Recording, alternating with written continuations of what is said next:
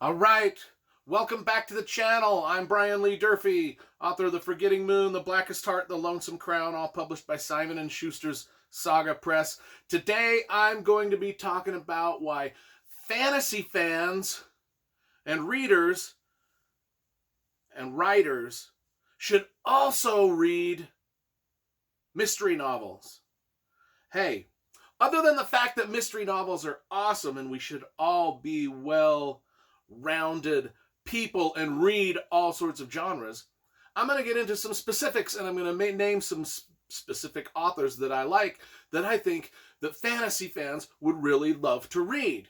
So let's start with that. Let's just go around my library and I will show you some of the mystery series that I collect and why you should like them, and then we'll get into some of the specifics of why fantasy fans and fantasy writers, those that want to write epic fantasy, should be reading mysteries as a writing tool and just as overall enjoyment. So let's talk about some of the mystery authors that I follow. Well, we'll start over here with Craig Johnson, who writes the Longmire mysteries, and Tony Hillerman, who writes the Lephorn and Chi Navajo police mysteries. A lot of these mysteries that are set in the Western United States are full of a lot of just mystical intrigue. If you've ever been to the Old West, you know what it's like. If you know what it's like to be in the desert Southwest and all the magic and mystery and stuff like that that's in the southern deserts and in the Native American culture, these books will delight you because they are full of a lot of that. I love this mystery series here by James R. Benn about the World War II. They're World War II mysteries. About a GI in World War II who solves mysteries. I love Greg Iles. Look at those books. Mysteries set in Natchez, Mississippi. One of my favorite things is British cozies. You know, I love the British mysteries. You know, these up here, these ones that are by Peter Robinson, Inspector Banks, and then we've got the Michael Connelly ones. Nelson DeMille.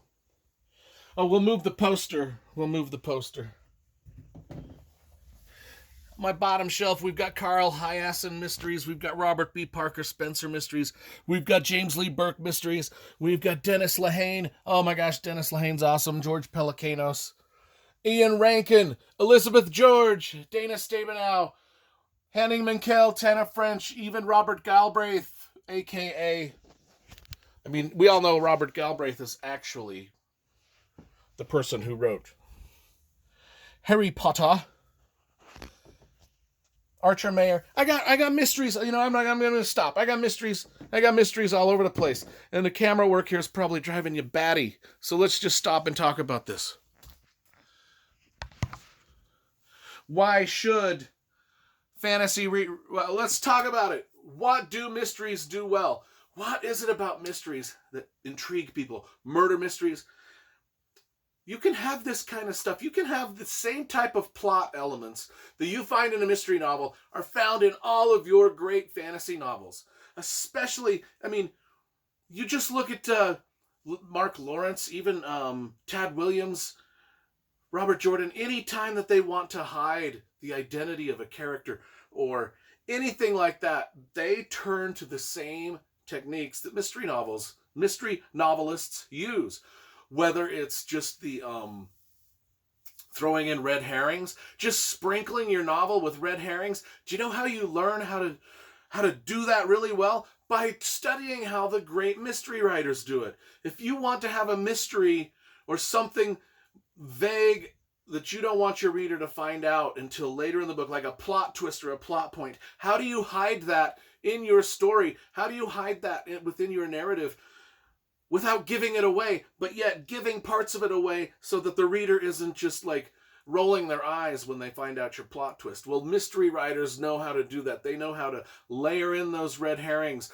They know how to layer in those like those plot points that like send you off in a direction that you're thinking, okay, I know where this is going, but then in the end they twist it around, and you're like, oh, I didn't see that coming, but I should have seen it coming. How did the writer do that? How did the writer fool me without making me roll my eyes in disgust, right? And the great mystery writers know how to do that, and you need to study the great mystery writers if you want to try to put that in your own epic fantasy novels, especially when it comes to subterfuge and pulling the wool over the reader's eyes, things like that.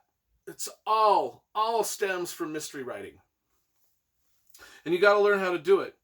Otherwise, when the big twists and turns at the end of your novels happen, people are going to roll their eyes. It's like, it's the old saying, if a knife shows up at the end of the novel, and that's the murder weapon, well, you better have mentioned knives at some point previous in your novel. Otherwise, people, where did the knife come from?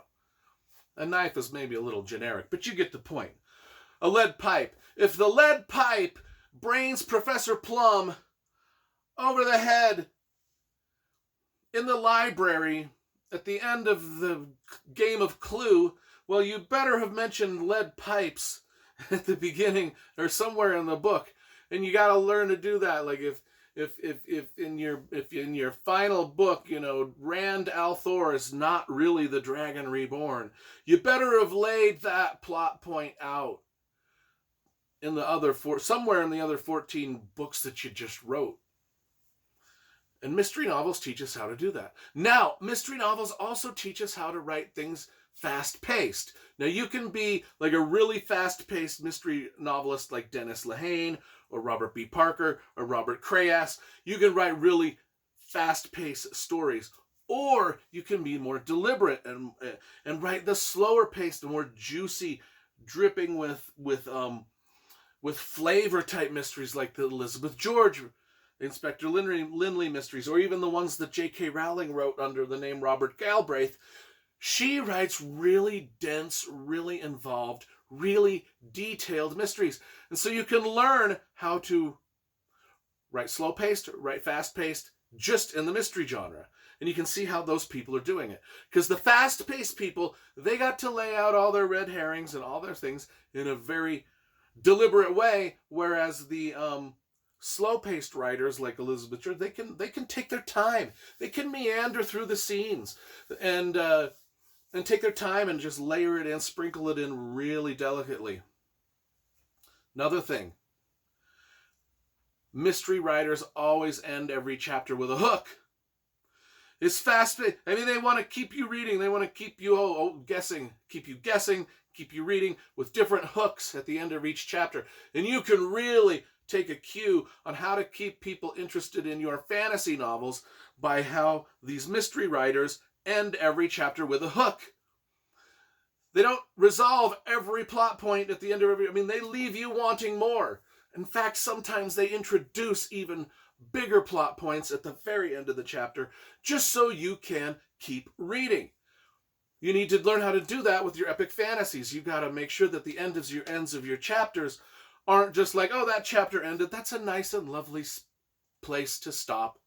No, you don't want anybody to ever think that's a nice and lovely place to stop. You want them to think, oh shit, what just happened at the end of that chapter? Oh my God, I got to figure out what happens next. That's what mystery writers really do well. Ending every chapter with a hook. Ending every chapter, sprinkling red herrings throughout their chapters. Snappy dialogue, that's another thing. Do you think that Mark Lawrence and Joe Abercrombie just learned snappy dialogue from reading fantasy novel after fantasy novel after fantasy novel? No! They learned it by reading mysteries and thrillers and other genres, because that's where the snappy dialogue comes in. They're great. Those guys are great at their snappy dialogue. Jim Butcher is great in the Dresden Files writing these dialogues because he studied Raymond Chandler, and he studied a lot of these hard-boiled noir mystery novel writers before he launched into the Dresden Files. And it shows, and he even mentions it in interviews, that that's where he studied how to get Dresden right, is he wanted to mimic a lot of these pulp fiction mystery writers that he loved reading, like Elmore Leonard, like Raymond Chandler, like all of these people, the Maltese Falcon. He was studying all of those writers to get that Dresden Files dialogue dialed in. Same with Joe Abercrombie. He mentions a lot of the writers that influenced him in his writing style, and very few of them are fantasy writers. I mean, a lot of it is like some of these Westerns, like Lonesome Dove he mentions. He mentions a lot of stuff. We got to be well-read people, and mystery novels are part of that. I think I made a case. I think I've made my case. Why all y'all who are writing fantasy novels and reading, and this was more writer-centered, this is more why if you're a writer, but for readers too, you can get so much enjoyment out of mysteries that will just enhance your reading of epic fantasy when you get to it. Because then you can be like, oh, I can see where these epic fantasy writers are getting their influences from.